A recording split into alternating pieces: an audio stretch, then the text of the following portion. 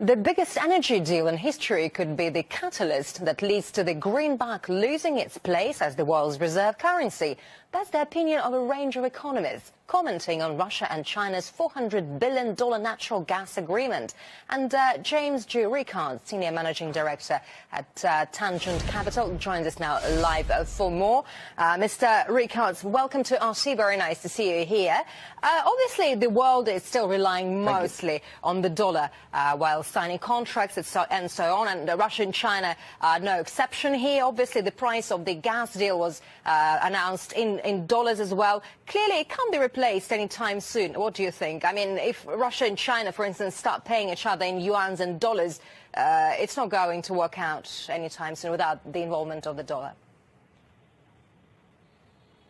Well, it's important to distinguish between a reserve currency and a trade currency.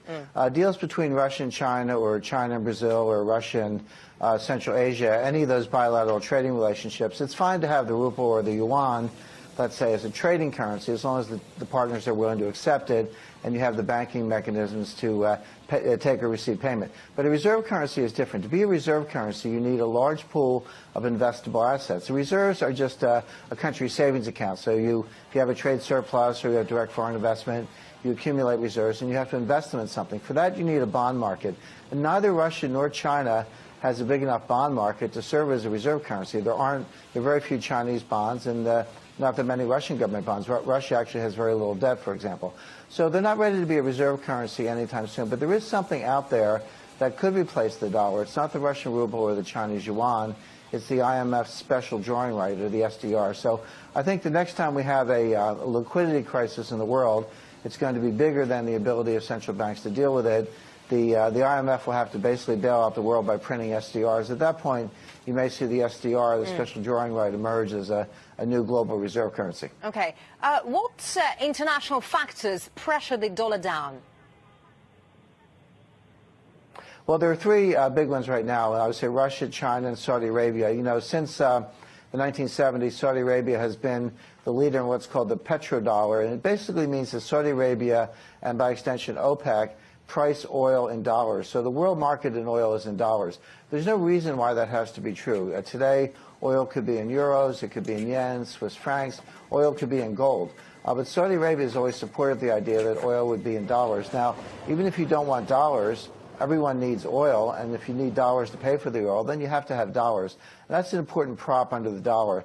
Russia, of course, is a major natural resource exporter, and they have priced their exports in dollars as well. But Russia is now engaged in financial war with the United States around the issues in Crimea and Ukraine. And over to China, China has $3 trillion in dollars, but they're buying gold as fast as they can. China worries that the U.S. is going to devalue the dollar through inflation, and so they want to have a hedge. If the dollar goes down, the gold will go up. So, you know, China getting gold, Saudi Arabia backing away from the dollar, the U.S. and Russia confronting each other. Three of the legs of the stool, Russia, China, and Saudi Arabia, are all being pulled out from under the dollar. So this is very bad news for the dollar. Obviously, the U.S. Foreign debt is tremendous, and it keeps growing. Yeah, we don't see companies and states turning their back on the American economy and the dollar in particular. Why is that? Well, of course, as you mentioned at the top, in the short run, there is nowhere else to go. That is true.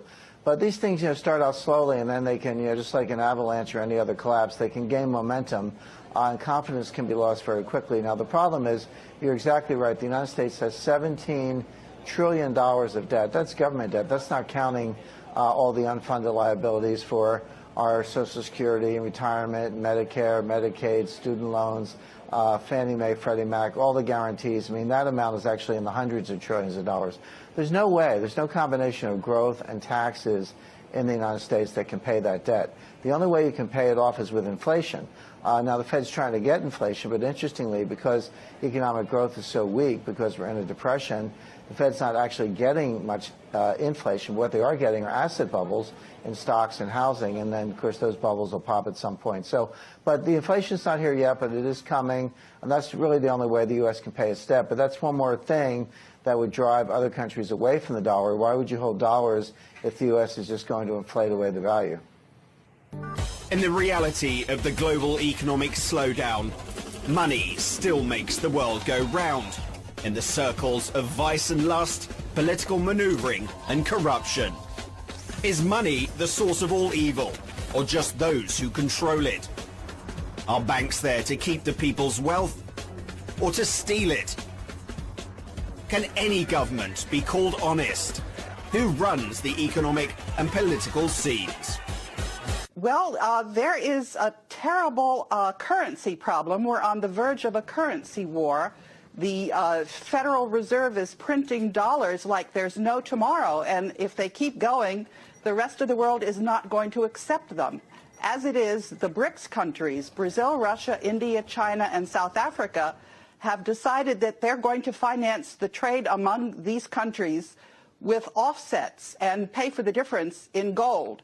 And but this how is that connected the right with the move shutdown, for them, though? because the U.S. Congress has been fighting with the presidency because the presidency has been in total contempt, and the highest legal officer of the United States government has also been in contempt of Congress in fighting this international corruption that is ruining the dollar as an international reserve currency.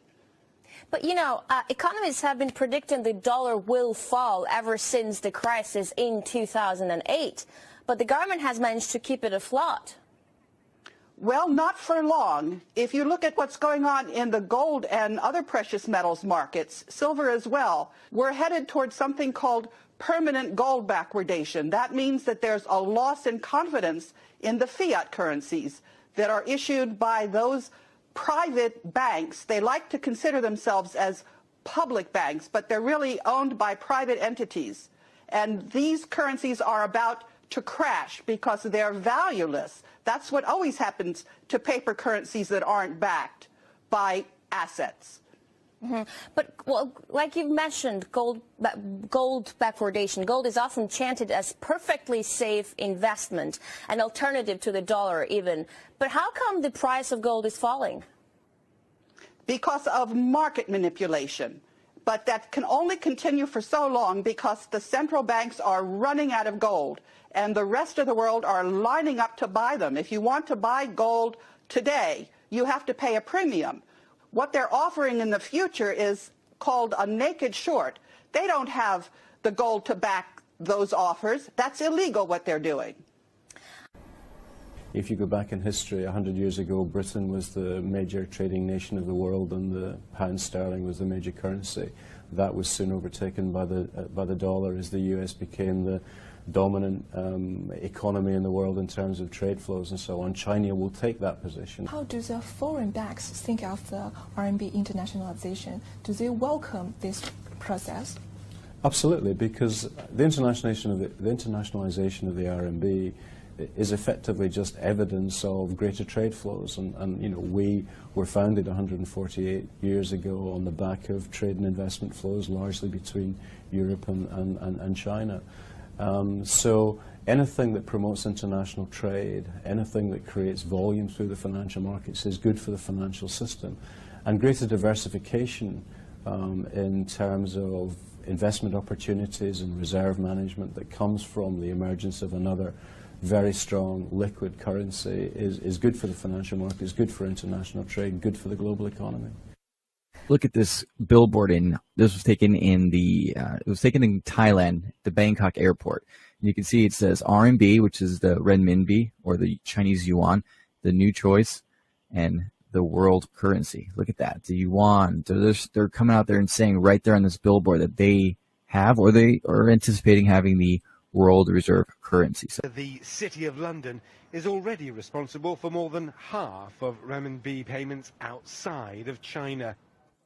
The deal at the Bank of England Monday is yet another step towards cementing the UK capital as the Western hub for financing and trade in the Chinese currency. I think London is really just looking to cement that further and further. So in many ways, London is looking to stamp its own authority and really declaring its own independence from the rest of the world. And that's another sign that this deal, in many ways, is going to certify that. The signing of the Memorandum of Understanding between the Chinese and UK central banks will be quickly followed by the appointment of a London clearing bank for renminbi, an important development in an apparently growing bond between the two banking systems. The breakthrough for the UK came during George Osborne, Britain's Chancellor of the Exchequer's visit to China last year, when a 3-year currency swap arrangement worth around $35 billion was agreed. For China, London offers a developed marketplace with comprehensive controls. London already has the infrastructure, which is why the Chinese authorities were drawn to London, because it already has a base. It's been working with Hong Kong to settle yuan trades offshore, and this is for offshore trading. There are no firm figures for the extra trade this renminbi deal will bring the City of London, but here at the British Parliament, they'll be very much seeing it as a vote of confidence in the British government, as much as it is in Britain's financial centre. Richard Bestick, CCTV, the Houses of Parliament, London. In my view, the dollar is about to become dethroned as the world's de facto currency, basically. I'll just tell you how I come to that conclusion so quickly. The new president of China, his name is Xi Jinping. His first visit on the day of his becoming president was at his request to meet with Mr. Putin. And he immediately made a deal with Mr. Putin to get all the oil that he needs, which he can buy in renminbi. Now, the big part of the U.S. dollar being the world's reserve currency is that at the time that Nixon gave up the gold standard, he had Henry Kissinger as his advisor. And Dr. Kissinger very, very brilliantly convinced the Saudis that they must sell their oil in U.S. dollars. And that's the way the U.S. dollar became the reserve currency of the world, because everybody needed oil. The only oil that was available in those days, we didn't have shale. We had the shale. We didn't have the brilliance in how to use it. But everybody needed oil, and they had to buy it with U.S. dollars. And that's how the dollar got to where it is today. It's about to become dethroned as the world's de facto currency. The closing words that the reporters reported from Xi Jinping and Mr. Putin was shaking hands, and we have an international partnership that is very important. In 1929, the supply of paper money was limited because it was backed by silver. Our current dollar, U.S., is backed by nothing. So people would use the dollar because they could turn it in and get silver. The Chinese have 3.5 trillion U.S. dollars, and they're spending these dollars as quickly as they can. And it will not be long before the rest of us in the world and the U.S. will be thinking likewise. I do, as we buy things to protect our future purchase power. In the 30s, everyone wanted U.S. dollars. Today, everyone wants to get rid of them. Buying hard assets is what you'll hear from many people in the business that I'm in. We're headed to a period of stagflation, maybe serious inflation, but stagflation for sure. And the United States will be losing the privilege of being able to print at its will of the world's reserve currency, a period that will be very inflationary. And I can tell you that before that happens, it is likely going to become quite ugly. We're living through a very uncertain atmosphere, and it's all related to politics and money. Interest rates and confidence turns overnight. Investors are not rational. There's no time when the truth takes place. China is the world's largest debt holder. Japan is the second largest debt holder of U.S. money, and they have to act on their own interest, and they are. 1.6% interest rates are not deserved by the United States. The problem is the United States can't afford to pay anymore. So they don't deserve their bond rating, and they're probably going to lose it. Discretionary spending in the United States is 36% of government spending. There's an excellent chance that the U.S. will soon be determined to be in a recession once again. I believe they already are. It's highly likely that they will be soon determined to be in a recession. 75% of their new jobs are low-wage, part-time, and often government-inspired. Unemployment is understated. Real unemployment is probably closer to 15%. Even Walmart is suffering. The end result of higher government spending, the full employment policy, and the U.S. Federal Reserve's obsession with interest rates has been a roller coaster ride along a rising path, and a rising path of inflation, which from time to time is brought under check. But each time it rises again, and after a check has been rising on a fraction of income is received along with the government tax receipts. Since time immemorial, sovereign kings, emperors, or elected parliamentarians of any sort have used magic money to acquire things or wage wars. And it just doesn't work. I'll quote Jim Grant, and I'll close. You'll rifle through history books in vain to find another monetary era like this one. A reserve currency made of paper, nothing else, is one novelty. A pan-European currency, also weightless, is a second. Chronic and immense imbalancing. A deepening deficit in America is a third. New York Stock Exchange.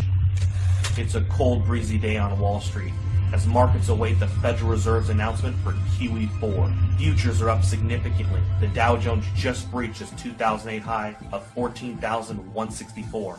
Gold just at an all-time high of 2,900. Silver just breached $100 per ounce. The dollar index is holding at 53. With official unemployment at 16.3%, there's a nervous feeling on Wall Street that if this doesn't work, the world could implode into a depression that will last for the remainder of the decade. 8:19 a.m., Beijing. Chinese officials announced that they can no longer allow Washington to devalue their holdings. After making their concerns private, China accepts that Washington will never stop paying its debts with inflated currency.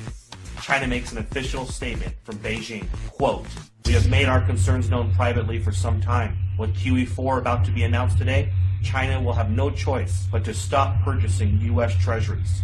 We have allowed Washington to try to work through their imbalances for 4 years. But with global inflation and U.S. consumers rapidly shrinking as a percentage of global GDP, we feel that a Western recovery is unlikely until they reform their entitlement programs." 8:45 a.m. New York Stock Exchange. Upon hearing the statement from China, Dow futures have a sharp reversal and begin to drop. Gold leaps past $3,000 per ounce, up $150 per ounce in the last 26 minutes. CNBC awaits a statement from the White House. 8:50 a.m. Washington, D.C. The president makes an official statement to calm investors' fears.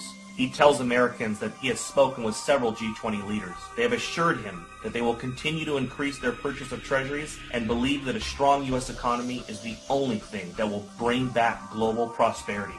He has also spoken to Chairman Bernanke, who assures him that a strong dollar will be the result of QE4. The president also reminds Americans that his recent New Deal recovery programs that he passed through executive order will increase the likelihood of a lasting recovery.